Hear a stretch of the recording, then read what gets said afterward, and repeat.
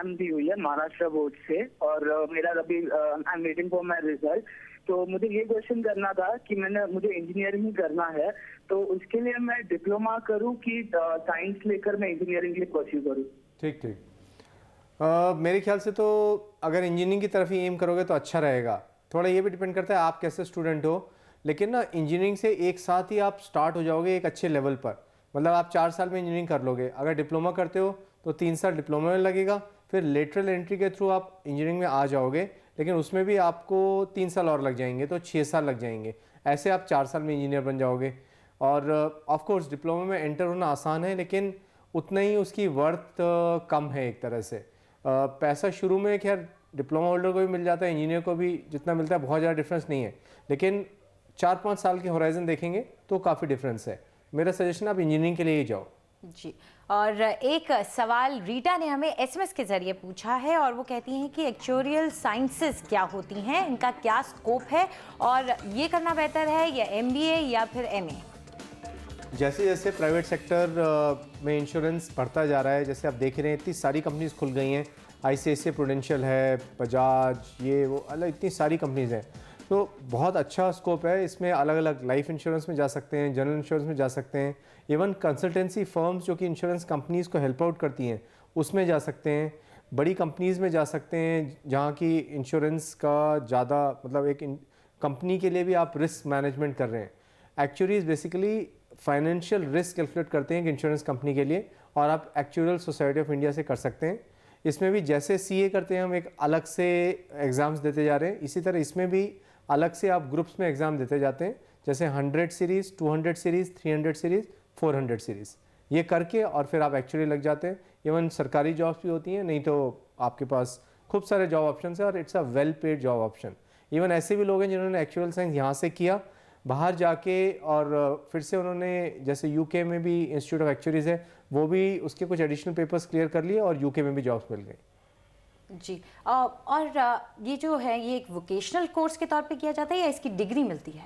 ये ना एक तरह से जैसे सीए है, जैसे सीए भी इज़ एन एसोसिएटशिप, सो इसी तरह से आप एक्चुअल सोसाइटी ऑफ इंडिया के द्वारा आप रिकॉग्नाइज हो गए, आप ऑथराइज हो गए to calculate the financial risk and to come out with those numbers. आपको वो रिस्पॉन्सिबिलिटी मिल जाती है। Absolutely. एक और सवाल है हमारे पास, अशोक का एसएमएस आया है अहमदाबाद से।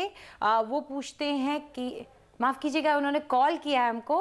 पूछिए अशोक, क्या सवाल है आपका? हाँ जी मैडम, ये मैं अहमदाबाद से अशोक मिश्रा बोल रहा हूँ। हाँ जी। ये पंडित दीनदयाल पेट्रोलियम यूनिवर्सिटी से पेट्रोलियम इंजीनियरिंग या निर्मा यूनिवर्सिटी से मैकेनिकल इंजीनियरिंग, इसमें एडमिशन लेना बेहतर होगा?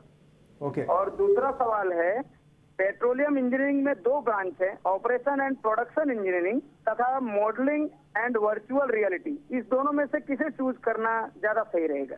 ठीक है, सबसे पहले तो पहली वाली चॉइस कि मैकेनिकल लिया जाए निर्मा में या फिर पेट्रोलियम लिया जाए।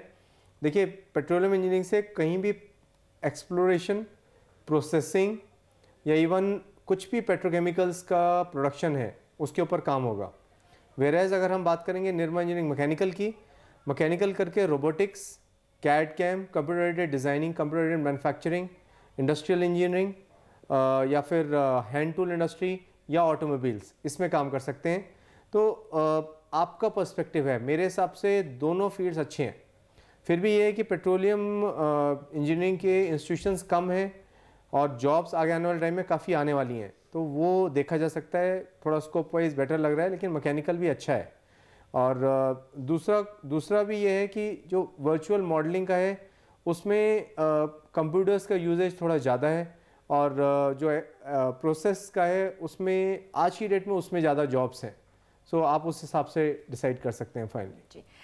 एक और सवाल ले लेते हैं, एक अच्छा सवाल है। ये पूछ रहे हैं कि स्कोप क्या है एनवायरमेंटल इंजीनियरिंग का। हालांकि इन्होंने अपना सवाल पूछते वक्त अपना नाम नहीं दिया और ये कॉलेजेस के नाम भी जानना चाहते हैं। बिल्कुल, एनवायरमेंटल इंजीनियरिंग का काफ़ी अच्छा स्कोप है, खूब सारे इंस्टीट्यूशंस हैं जहाँ से आप कर सकते हैं। एनवायरमेंटल इंजीनियर्स जैसे ना waste treatment plants, effluent plants, बड़ी कंपनीज़ में एक तरह से एफुलेंट ट्रीटमेंट को देखते हैं, सो क्वालिटी कंट्रोल में लगते हैं। वाटर ट्रीटमेंट की कंपनी जैसे आयन एक्सचेंज है, इस तरह की कंपनीज़ में काम करते हैं।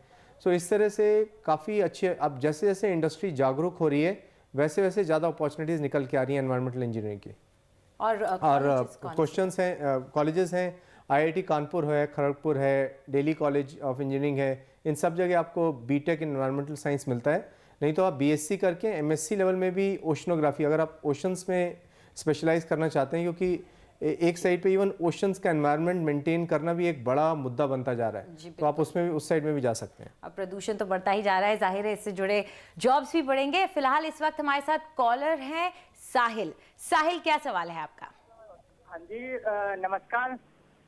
नमस्कार। हाँ सर, हाँ मैडम, मेरा सवाल ये है, मैं सिविल से मैं बीटेक करना चाह रहा हूँ। हेलो। हाँ जी पूछिए। हाँ, मैं सिविल से बीटेक करना चाह रहा हूँ, इसका क्या फ्यूचर है? सिविल का बहुत अच्छा फ्यूचर है आपके पास। देखिए, गवर्नमेंट करीब 50-60 हज़ार करोड़ स्पेंड कर रही है इंफ्रास्ट्रक्चर डेवलप करने में, नई रोड्स, नए बिल्डिंग्स। वैसे भी इंडिया में कमर्शियल कॉम्प्लेक्सेस, रेजिडेंशियल फ्लैट्स, इसकी खूब कमी है। अगर हम number of persons versus kilometres of road length available का एक सर्वे करें तो हमारे यहाँ कंपेयर टू यूएस काफ़ी कम है। तो धीरे धीरे ये चीज़, और गवर्नमेंट अभी फाइनेंशियल जो ये हुआ है, इससे निकलने के लिए गवर्नमेंट खूब खर्चा कर रही है। अगले 4-5 साल के लिए तो बहुत बढ़िया करियर है, कोई दिक्कत नहीं है। सो आप इसमें जा सकते हैं।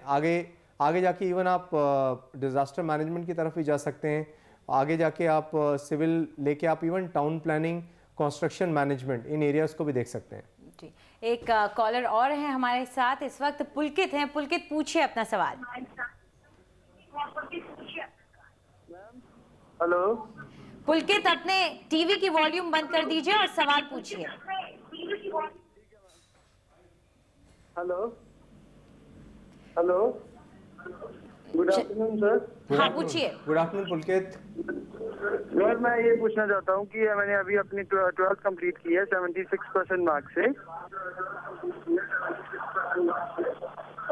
बीसीए मतलब नॉन मेडिकल से किया, और मैं ये पूछना चाहता हूँ कि मैं अपना कैरियर मर्चेंट नेवी में परस्यू करना चाहता था, मतलब is it the right option for me? Merchant navy काफ़ी अच्छा ऑप्शन है। खूब सारे शिपिंग लाइंस हैं, फॉरेन शिपिंग लाइंस भी हैं, इंडियन भी हैं जो कि चाहते हैं। 2 main type of careers are there. एक जो इंजीनियर्स होते हैं जो टेक्निकल एस्पेक्ट्स देखेंगे, जैसे शिप की इंजन का वर्किंग एंड सो ऑन। दूसरे होते हैं जो लोग एक तरह से जनरल एडमिनिस्ट्रेशन और नेविगेशन देखेंगे। नेविगेशन मतलब शिप को कहाँ से लेके जाना है। सो इस तरह के करियर्स हैं आपके लिए। आप अगर जाना चाहें तो TS चाणक्य मेरी सबसे अच्छा है, उसका IIT JEE के थ्रू होता है। नहीं तो आपके पास और ऑप्शन भी हैं, जैसे Tolani institute of maritime sciences है पुणे में, RL institute of nautical sciences है मुंबई में, एमेट है चेन्नई में, इनका RL और तोलानी का दोनों का एफिलिएशन बिट्स के साथ है। नहीं तो आप TS चाणक्य से भी कर सकते हैं।